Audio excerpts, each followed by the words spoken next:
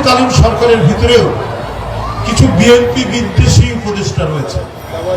বিএনপির কারো নাম বা বিএনপি যদি কারো জন্য সুপারিশ করে তাহলে ওনারা খুব বিব্রত এবং ঈর্ষান্বিত হন। আমি বেতন পাই 6 ডিজিটের বেশি, মানে লাখ টাকার বেশি, কিন্তু তিনি বাজারে এসে বলছে আমি লেবু না কিনে ফেরত যাচ্ছি। যে লাখ টাকার উপরে বেতন পান তিনি লেবু কিনতে পারছেন না, যে লেবু হচ্ছে আপনার এই রমজান মাসে অত্যন্ত অপরিহার্য একটি কৃষি পণ্য। চাঁদাবাজি থেকে শুরু করে এমন কোনো অপকর্ম নেই যার সাথে তারা যুক্ত ছিল না। আমাদের নেতা তারেক রহমান শক্ত হাতে এই চাঁদাবাজির বিরুদ্ধে অবস্থান নিয়েছে।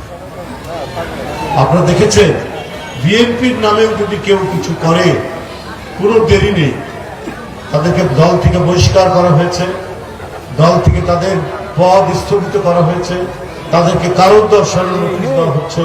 সকল ধরনের শাস্তি দিয়ে আমরা দলকে পরিচালনা করছি তারেক রহমানের নেতৃত্বে, যাতে আবারও আওয়ামী ফ্যাসিবাদের অন্যভাবে পুনরুজ্জীবন না ঘটে। যে দল গঠন করেছেন স্বাধীনতার মহান ঘোষক শহীদ রাষ্ট্রপতি জিয়াউর রহমান, দেশনেত্রী বেগম খালেদা জিয়া, আমরা সেই জিয়াউর রহমানের আমল,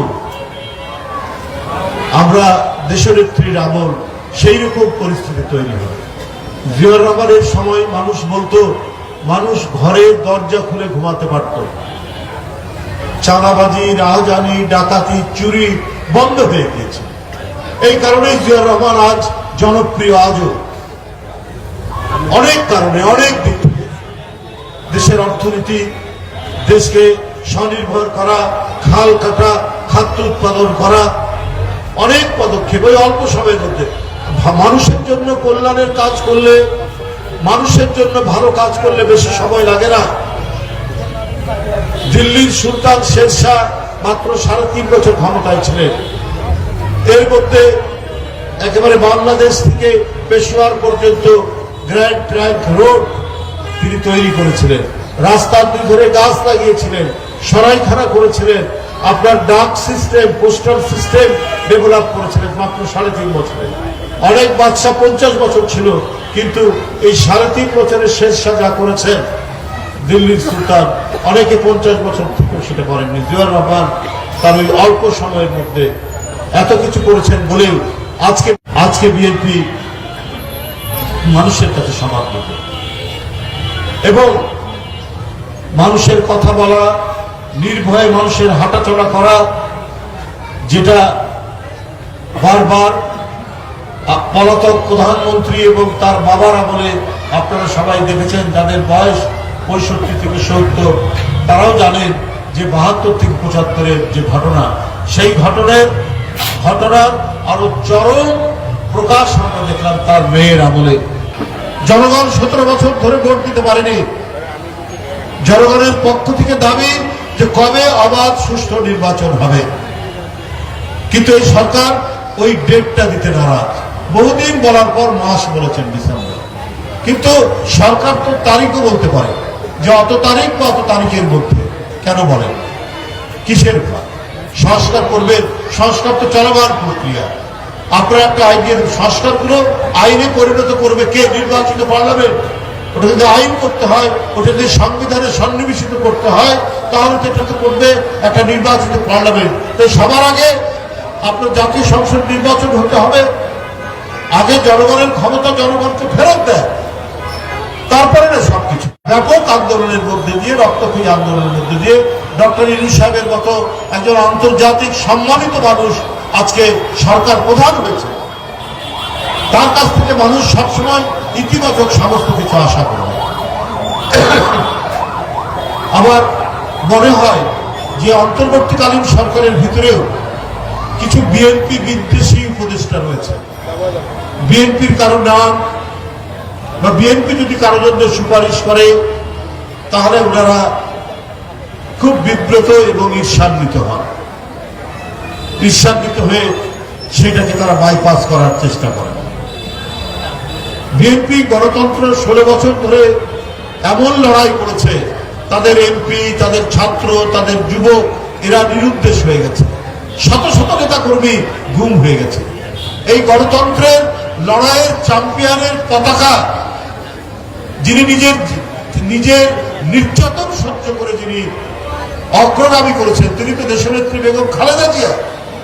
একটা ভাঙা দেওয়াল ঘেরা একটা জেলখানার মধ্যে অসুস্থ নেত্রীকে বন্দী করে রেখে তাকে যেভাবে নিপীড়ন করেছেন শেখ হাসিনা, তারপরেও গণতন্ত্রের প্রশ্নে অবাধ সুষ্ঠু নির্বাচনের জন্য, মানুষের নাগরিক স্বাধীনতার জন্য, আপনার ন্যায় বিচার প্রতিষ্ঠার জন্য, মানবিক সাম্যের জন্য তিনি লড়াই করেছেন। আমরা যদি সমালোচনা করি, আজকে একজন ভদ্র মহিলা ব্যাংকে চাকরি করে এবং বড় অফিসার নিজেই বলছে যে আমি বেতন পাই 6 ডিজিটের বেশি, মানে লাখ টাকার বেশি, কিন্তু তিনি বাজারে এসে বলছে আমি লেবু না কিনে ফেরত যাচ্ছি।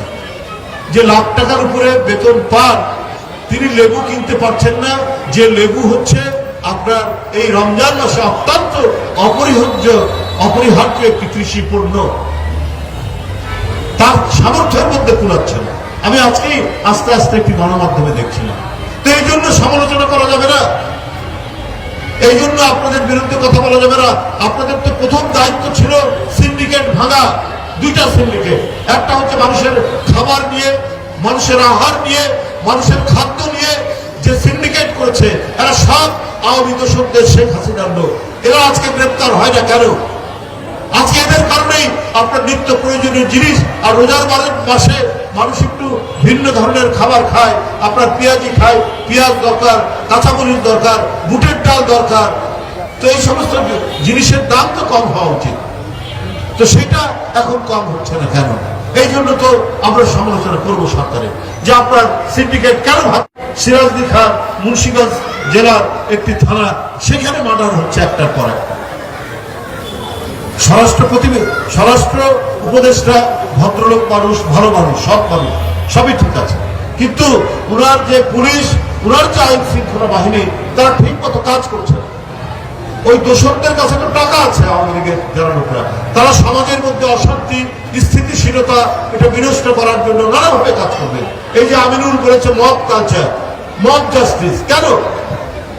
আজকে যদি আইনের শাসন নিশ্চিত থাকতো, তাহলে কে চোর কে ডাকাত এটা তো নির্ভর করবে আইনি প্রক্রিয়া। এর জন্য তো আছে আদালত, পুলিশ গ্রেফতার করবে, আদালত বিচার করবে। মানুষ তো নিজের হাতে আইন নেবে কেন? যদি আইনের শাসন কায়েম করা যেত, তাহলে এই মব জাস্টিস, এই মব কালচারের তৈরি হতো না। আজকে গ্রামের মধ্যে, গতকালই তো ঘটনা, গত পরশুদিন গ্রামের মধ্যে মসজিদের মাইকে আজান দিয়ে বলেছে ডাকাত করেছে, চারিদিক থেকে গ্রামবাসী ছুটে এসে কয়েকজন লোক মারা গেছে। এটা তো একটা ভয়ঙ্কর দৃষ্টান্ত, একটা ভয়ঙ্কর পরিবেশ তৈরি হচ্ছে। এইটা তো এই সরকারের দেখা উচিত। এই সরকার শুধুমাত্র ভেতর থেকে কয়েকজন উপদেষ্টা, তারা শুধু এমন পরামর্শ দেয়, কি পরামর্শ দেয় ডক্টর ইউনূস সাহেবকে আমরা জানি না।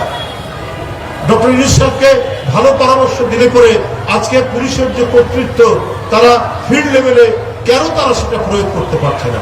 কেন চুরি ডাকাতি বাড়ছে, কেন ছিনতাই বাড়ছে, কেন হত্যা হচ্ছে, রক্ত ঝরছে?